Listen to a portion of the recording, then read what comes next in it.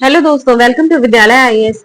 आज हम इस वीडियो में राष्ट्रपति से रिलेटेड और संघ मतलब भारतीय संविधान के संघ और राष्ट्रपति से रिलेटेड महत्वपूर्ण सभी अनुच्छेदों को पढ़ेंगे और ये क्लासेस टू द पॉइंट होंगी। इसीलिए अगर आप अभी तक विद्यालय आईएएस से नहीं जुड़े हैं तो प्लीज चैनल को सब्सक्राइब करें, वीडियो को लाइक करें और शेयर करें। तो अनुच्छेद भाग 5 पहले तो देखते हैं हम भाग 5। ठीक है, भाग 5 में अनुच्छेद होते हैं 100 मतलब 52 टू 151 तक, 151 तक टोटल होते हैं, जिसमें क्या हम पढ़ते हैं, संघ की कार्यपालिका, विधायिका, न्यायपालिका और सीएजी के बारे में पढ़ते हैं। ठीक है, तो इसे हम चार भागों में अगर बांट लें तो कार्यपालिका 52 से 78, फिर विधायिका आती है, ठीक है, 79 से 123 तक, और 124 से 147 तक न्यायपालिका आती है, और वहीं 148 से 151 तक CAG, controller and auditor general आते हैं। ठीक है, आज हम इस वीडियो में सबसे पहले कार्यपालिका में राष्ट्रपति को पढ़ने वाले हैं। ठीक है, इसीलिए इसका ओवरव्यू दे रही हूँ, राष्ट्रपति। ठीक है, फिर इसके बाद हम इसकी अगले वीडियो में हम राष्ट्रपति की शक्तियां पढ़ेंगे, उसके बाद प्रधानमंत्री, उपराष्ट्रपति, प्रधानमंत्री, ऐसे करके अपन आगे बढ़ते जाएंगे। ठीक है, तो राष्ट्रपति के बारे में क्या है, अनुच्छेद 52 कहता है कि भारत का एक राष्ट्रपति होगा, भारत का एक राष्ट्रपति होगा, लेकिन अनुच्छेद 52 में बस इतना ही लिखा हुआ है। लेकिन राष्ट्रपति कैसे होंगे, राष्ट्रपति हमारे राज्य के अध्यक्ष होते हैं। ठीक है, अध्यक्ष होते हैं। ठीक है, और औपचारिक प्रतिनिधि होते हैं, वो राज्य के प्रतिनिधि कहलाते हैं। ठीक है, औपचारिक प्रतिनिधि। ठीक है, तो राज्य के भारत का एक राष्ट्रपति होगा, संघ की समस्त कार्यपालक शक्तियां राष्ट्रपति में निहित होंगी। दैट मीन्स कि राष्ट्रपति की कार्यपालक शक्तियों के बारे में अनुच्छेद 53 में बात की गई है। ठीक है, भारत संघ की समस्त कार्यपालक शक्तियां राष्ट्रपति में निहित होंगी।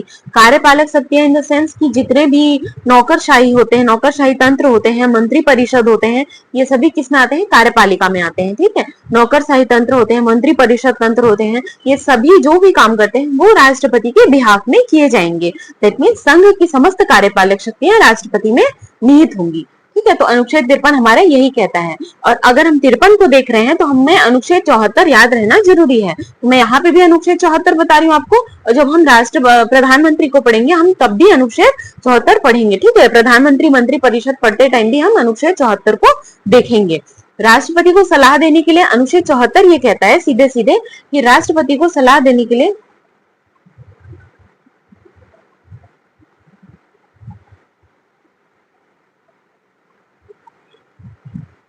ठीक है, अनुच्छेद 74 कहता है हमको सीधे सीधे कि राष्ट्रपति को सलाह देने के लिए एक मंत्री परिषद होगी और राष्ट्रपति मंत्री परिषद की सलाह से ही काम करेंगे।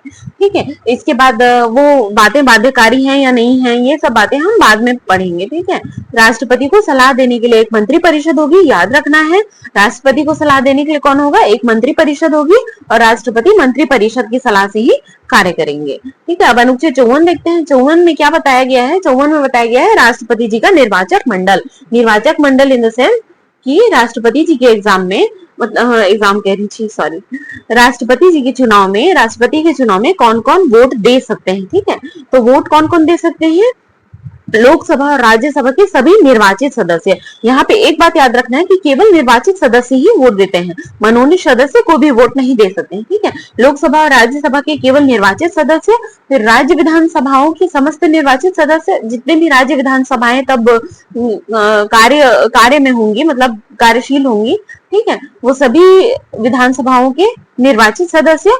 और दिल्ली और पौंडीचेरी में भी, मतलब दिल्ली और पौंडीचेरी वैसे क्या है, यूनियन टेरिटरीज है, लेकिन इनमें भी क्या पाई जाती है, विधानसभा पाई जाती है। ठीक है, इसीलिए इसके भी निर्वाचित सदस्य। ठीक है, दिल्ली व पांडिचेरी के निर्वाचित सदस्य। निम्नलिखित लोग राष्ट्रपति के चुनाव में भाग नहीं ले सकते। अब देखते हैं कि कौन कौन राष्ट्रपति के चुनाव में भाग नहीं ले सकते हैं। ठीक है, पहले तो हमने क्या पढ़ा कि राष्ट्रपति के चुनाव में कौन कौन भाग ले सकते हैं। तो कौन कौन भाग ले सकते हैं, लोकसभा और राज्यसभा के सभी निर्वाचित सदस्य, राज्य विधानसभाओं के सभी निर्वाचित सदस्य।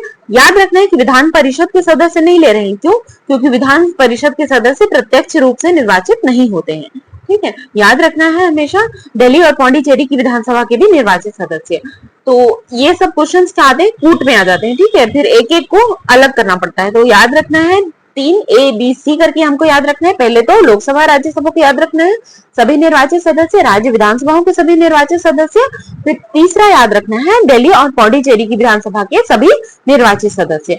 ठीक है, अब कौन कौन लोग वोट नहीं दे सकते हैं, तो वोट कौन नहीं दे सकेंगे, जो मनोनीत सदस्य होंगे। ठीक है, तो लोकसभा और राज्यसभा के मनोनीत सदस्य, विधानसभाओं के मनोनीत सदस्य, और कौन, विधान परिषद के सदस्य। अभी मैंने बताया विधान परिषद के सदस्य प्रत्यक्ष रूप से निर्वाचित नहीं होते हैं, इसीलिए इनको मतलब चुनाव में भाग लेने का अधिकार नहीं दिया गया है। ठीक है, हम फिर से एक बार याद करते हैं। हमने आर्टिकल 52 पढ़ा है। 52 में क्या बोलता है, भारत का एक राष्ट्रपति होगा। 53 में उनकी कार्यपालक शक्तियों के बारे में बताया गया है। 54 में निर्वाचक मंडल के बारे में बताया गया है। ठीक है, अब 55 बताएगा निर्वाचन की पद्धति। ठीक है, निर्वाचन की पद्धति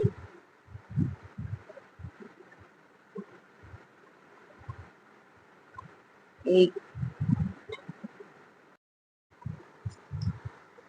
अनुच्छेद 55 में क्या बताया गया है, राष्ट्रपति के निर्वाचन की पद्धति।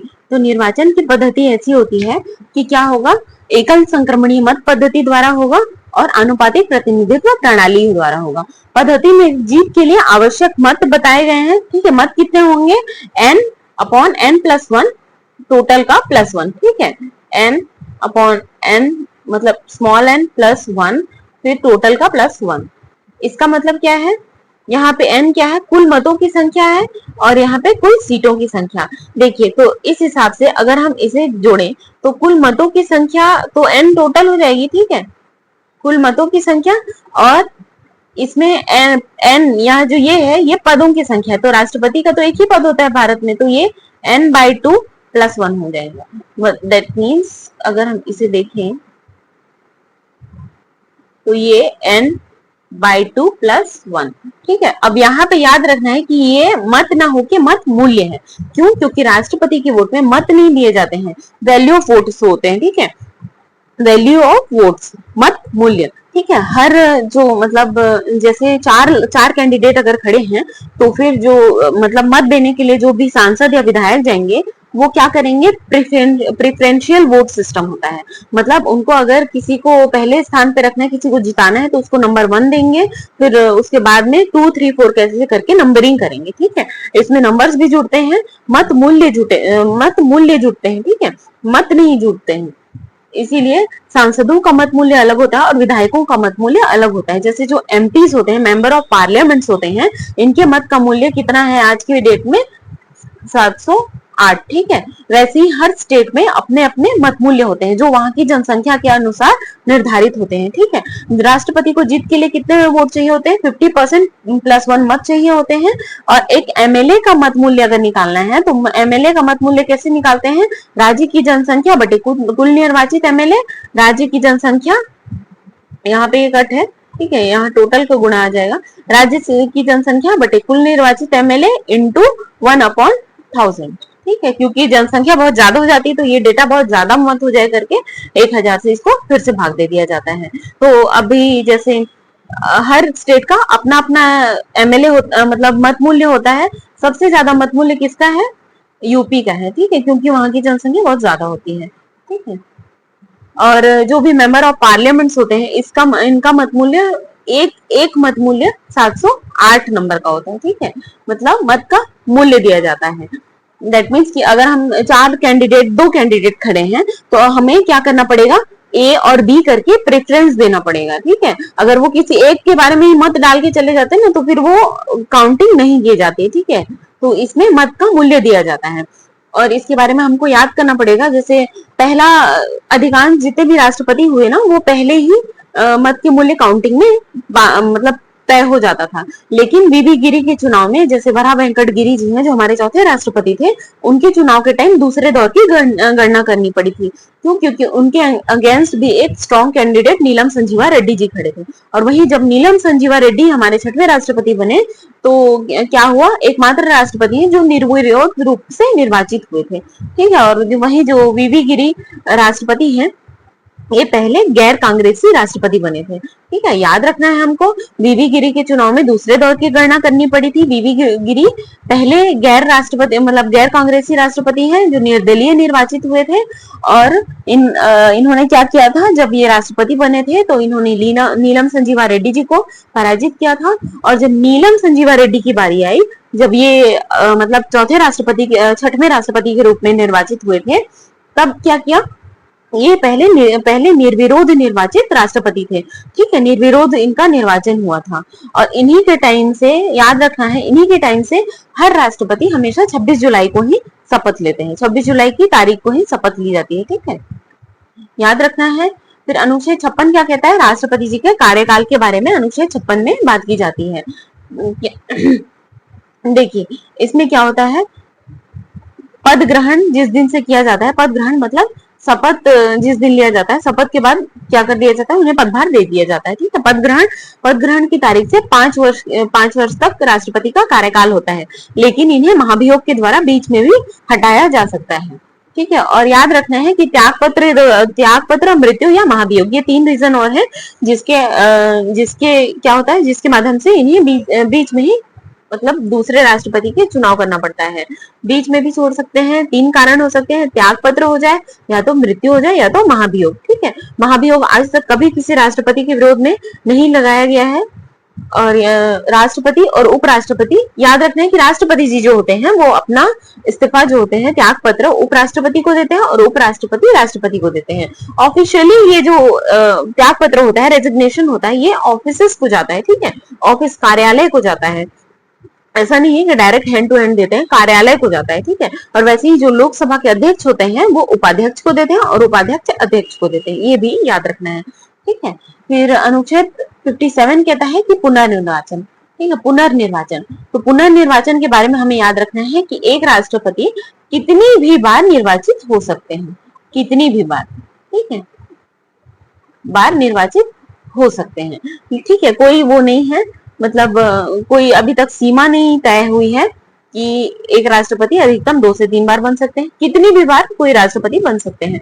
भारत के पहले राष्ट्रपति डॉक्टर श्री राजेंद्र प्रसाद जी, यही है वो पहले एकमात्र राष्ट्रपति जो 2 बार राष्ट्रपति पद का कार्यकाल संभाल चुके हैं। ठीक है, अब देखते हैं अनुच्छेद 58, 59, 60 को योग्यता, शर्तें, शपथ करके याद करना है। ठीक है, ये सारे अनुच्छेद टू द पॉइंट या फिर अनुच्छेद के माध्यम से ही एग्जाम में पूछ लेता है, पूछेगा कि राष्ट्रपति का पुनर्निर्वाचन अनुच्छेद 58 में दिया गया है, सही या गलत, या फिर कूट में दे देता है तो हमें सही गलत छांटना पड़ता है। ठीक है, तो याद रखना है कि अनुच्छेद 57 राष्ट्रपति के पुनर्निर्वाचन की बात करता है। ठीक है, पुनर्निर्वाचन के बारे में प्रावधान करता है अनुच्छेद 57। फिर वहीं पर अनुच्छेद 58 जो है, अनुच्छेद 58 में क्या कहा गया है, राष्ट्रपति के लिए योग्यताएं निर्धारित की गई हैं। तो योग्यताएं कौन कौन सी हैं, कि जब एक व्यक्ति भारत के राष्ट्रपति पद के लिए चुनाव लड़ रहा हो तो पहले बात तो वो भारत का नागरिक हो, दूसरा वो 35 वर्ष की आयु पूर्ण कर चुका हो, 35 वर्ष की आयु, और लोकसभा सदस्यता के लिए निर्धारित योग्यता, मतलब लोकसभा सदस्य बनने के लायक हो। ठीक है, लोकसभा का सदस्य बनने के काबिल हो, और क्या हो, दिवालिया या पागल ना हो, ये सब तो लोकसभा सदस्य बनने की योग्यताएं ही है। दिवालिया या पागल ना हो, दिवालिया मतलब क्या होता है, बैंक करप्ट होता है। ठीक है, दिवालिया या पागल ना हो, 35 वर्ष की आयु पूर्ण कर चुका हो, किसी भी लाभ के पद पर ना हो, लाभ के पद पर ना हो। ठीक है, बहुत इंपॉर्टेंट वो होता है, योग्यता होती है कि लाभ के पद पर नहीं हो, का पद नहीं, ठीक है, लाभ के पद पर ना हो। फिर अब जो अनुच्छेद 59 होता है वो क्या होता है, ये शर्तें निर्धारित करते हैं। ठीक है, शर्तें क्या क्या है, शर्तें को हम याद करना, ये लाभ का पद ये इधर आना चाहिए, लाभ का पद यहाँ के लिए है। देखिए शर्तें क्या क्या है, शर्तें हैं वही जो ये इनकी योग्यता है वही आगे जाके शर्तें हो जाती हैं। जैसे कि अगर वो किसी भी विधानसभा के सदस्य हैं, किसी भी पद पर हैं, तो उन्हें वो पद छोड़ना पड़ेगा। ठीक है, और जो राष्ट्रपति होते हैं उन्हें आधिकारिक निवास स्थान दिया जाएगा, जिसके लिए उन्हें कोई भी किराया नहीं चुकाना पड़ेगा। ठीक है, और जो भी उनकी उपलब्धियां और भत्ते होंगे, जैसे भी जो भी उनका आवास होगा या फिर जो भी उनको उनके भत्ते होंगे, तो जैसे ही उनका पद समाप्त होते ही समाप्त हो जाएगा।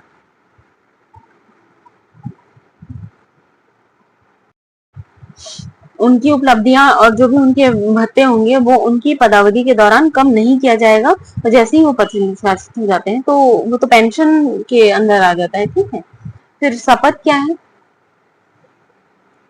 शपथ, राष्ट्रपति 3 शपथ लेते हैं। ठीक है, याद रखना है, ईश्वर की, सत्यनिष्ठा की, और सबसे बड़ी बात संविधान की शपथ लेते हैं राष्ट्रपति जी। संविधान की शपथ लेते हैं। कैसे संविधान की शपथ लेते हैं? कि क्योंकि राष्ट्रपति जी को संविधान का रक्षा करना है। ठीक है, इसीलिए संविधान व विधि के परिरक्षण, संरक्षण और प्रतिरक्षण की रक्षा मतलब की शपथ लेते हैं। कहते हैं कि मैं संविधान का परिरक्षण, प्रतिरक्षण और संरक्षण करूंगा, और जनता की सेवा और कल्याण में निरत रहना, ये शपथ लेते हैं। कैसी कैसी शपथ लेते हैं? ईश्वर की, सत्यनिष्ठा की, परिरक्षण, संविधान के परिरक्षण, प्रतिरक्षण और संरक्षण की, जनता की सेवा और कल्याण में निरत रहने की, और सबसे बड़ी बात कि इनको शपथ कौन दिलाते हैं? तो शपथ दिलाते हैं भारत के चीफ जस्टिस ऑफ इंडिया। ठीक है, यानी कि भारत के मुख्य न्यायाधीश। और वही आता है राष्ट्रपति जी के विरुद्ध महाभियोग की प्रतिक्रिया, मतलब राष्ट्रपति जी के विरुद्ध महाभियोग। ठीक है, तो महाभियोग जिसकी इन्होंने शपथ ली है उसी के उल्लंघन के आधार पर, यानी कि संविधान के अतिक्रमण के आधार पर इन्हें क्या किया जाता है? इन पर महाभियोग लगाया जाता है। और भारत का ये अब तक खुशकिस्मती रही है, मतलब भारत के लोकतंत्र की खुशकिस्मती रही है, इसके पद पर जितने भी राष्ट्रपति आए कभी भी किसी के खिलाफ महाभियोग नहीं लाया गया है। ठीक है, यह प्रस्ताव किसी भी दिन जब भी महाभियोग लाया जाएगा तो उसका भी एक प्रोसीजर है। ठीक है, तो यह प्रस्ताव किसी भी सदन में पेश किया जा सकता है। पहला सदन यानी लोकसभा, दूसरा सदन यानी राज्यसभा। ऐसे जरूरी नहीं है कि हमेशा पहला सदन लोकसभा भी होगा, पहला सदन राज्यसभा भी हो सकता है, किसी भी सदन में पेश किया जा सकता है। अगर हम मान लें कि पहला सदन लोकसभा है तो दूसरा सदन हमें राज्यसभा रखा जाएगा। ठीक है, और प्रस्ताव जब भी लाया जाएगा तो उसमें 1/4 सदस्यों का, मतलब अगर लोकसभा में लाया जा रहा है तो लोकसभा के 1/4 सदस्यों के हस्ताक्षर होने चाहिए, और राज्यसभा में लाया जा रहा है तो राज्यसभा के 1/4 सदस्यों के हस्ताक्षर होने चाहिए। ठीक है, और क्या होगा? राष्ट्रपति जी को 14 दिन पहले नोटिस दी जाएगी। पहला सदन में क्या होता है? आरोप लगता है और उसके कुल 2/3 सदस्यों के द्वारा बहुमत से पारित हो जाए तो उसे दूसरे सदन में भेजा जाता है। पहला सदन आरोप सदन कहलाता है और दूसरा सदन जांच सदन कहलाता है। ठीक है, आरोप लगने का काम पहले सदन में हुआ, पास हो गया, अब दूसरे सदन में आया। अब दूसरे सदन में क्या होगा? आरोपों की जांच की जाती है। दूसरे सदन में जितने भी आरोप लगते हैं, ये पहला सदन आया, यहाँ पे आरोप लगे, यहाँ पे जांच की जाएगी। ठीक है, जांच की जाएगी। जांच के दौरान ही राष्ट्रपति जी अपना पक्ष रखते हैं। तो राष्ट्रपति जी अपना पक्ष किस में रखते हैं? अपना पक्ष वो द्वितीय सदन में रखते हैं। ठीक है, और राष्ट्रपति जी स्वयं अपना पक्ष रख सकते हैं, नहीं तो अपने किसी प्रतिनिधि के माध्यम से भी अपना पक्ष रख सकते हैं। याद रखना है, ये एक मैं थोड़ा कहानी के माध्यम से बता दूं ताकि आपको याद रहे। ठीक है, पहला सदन, दूसरा सदन। पहला सदन में क्या हुआ? आरोप लगे। दूसरे सदन में क्या होगा? जांच होगी। राष्ट्रपति जी अपना पक्ष किसमें रखेंगे? दूसरे सदन में रखेंगे। अपना पक्ष या तो खुद रख सकते हैं या तो अपने प्रतिनिधि के माध्यम से रख सकते हैं। ठीक है, दूसरे सदन में भी कुल सदस्यों के बहुमत से अगर पारित हो जाता है तो प्रस्ताव पारित होते ही राष्ट्रपति जी अपने पद से हट जाएंगे, और महाभियोग की प्रक्रिया मनोनीत, मतलब जो भी महाभियोग की प्रक्रिया होती है इसमें केवल लोकसभा और राज्यसभा भाग लेते हैं, और लोकसभा और राज्यसभा के सभी सदस्य भाग लेते हैं। ठीक है, निर्वाचित भी भाग लेते हैं और मनोनीत भी भाग लेते हैं। याद रखना है, राष्ट्रपति जी के निर्वाचन में केवल निर्वाचित सदस्य भाग लेते हैं, मनोनीत भाग नहीं लेते हैं। लेकिन जब उनका महाभियोग की प्रक्रिया होगी तो राष्ट्रपति के निर्वाचन में केवल लोकसभा और राज्यसभा के सभी निर्वाचित प्लस मनोनीत सदस्य शामिल होंगे, यानी सभी सदस्य शामिल होंगे। ठीक है, महाभियोग याद रखना है एक अर्ध न्यायिक प्रक्रिया है। इसको बहुत पूछता है एग्जाम में, याद रखना है। ये सब पूछेगा ना तो आपसे कूट के माध्यम से पूछेगा। ठीक है, कूट में देगा और ऑप्शन दे देगा ABCD करके, और क्या बोलते हैं, अगर ये प्रक्रिया के बारे में पूछेगा तो ये एक अर्ध न्यायिक प्रक्रिया है। ठीक है, फिर अब अनुच्छेद आता है 62। राष्ट्रपति जी से रिलेटेड आखिरी अनुच्छेद है ये। राष्ट्रपति जी अपना कार्यकाल पूरा होने से पहले अगले राष्ट्रपति का निर्वाचन कर दिया जाता है। ठीक है, जैसे 26 जुलाई को क्या होता है? 26 जुलाई नहीं, ठीक है, 25 जुलाई को क्या होता है? राष्ट्रपति जी शपथ लेते हैं। ठीक है, मैं पहले 26 जुलाई बोल गई थी तो सॉरी, 25 जुलाई को राष्ट्रपति जी शपथ लेते हैं। 25 जुलाई याद रखना है, 25 जुलाई को राष्ट्रपति जी अपना शपथ लेते हैं। नीलम संजीवा रेड्डी जी के टाइम से ये क्या होता है, चलता आ रहा है। ठीक है, राष्ट्रपति कार्यकाल पूरा होने से पहले अगले राष्ट्रपति का चुनाव कर दिया जाता है ताकि उनको समय से शपथ दिलाई जा सके। ठीक है, फिर अगर चुनाव नहीं हो पा रहा है तो जो एग्जिस्टिंग प्रेसिडेंट होंगे वही अपने पद पर बने रहते हैं। ठीक है, जब तक कि चुनाव ना हो जाए। और यदि आकस्मिक रूप से राष्ट्रपति जी का पद रिक्त हो जाता है तो उसमें लिखा गया है साफ साफ, मृत्यु, त्याग पत्र या महाभियोग, इस स्थिति में 6 माह के भीतर नए राष्ट्रपति जी का चुनाव कर लिया जाना चाहिए। ठीक है, तो आज की क्लास यहीं तक थी। आप इस वीडियो को 2 से 3 बार देखें तो आपको राष्ट्रपति जी से रिलेटेड जितने भी अनुच्छेद हैं सारे क्लियर हो जाएंगे।